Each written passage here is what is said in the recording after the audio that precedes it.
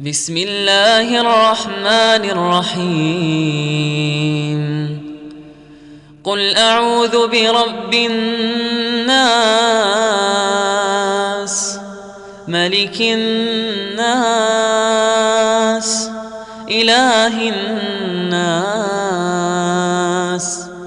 من شر الوسواس الخناس الذي يوسوس في صدور الناس من الجنة والناس.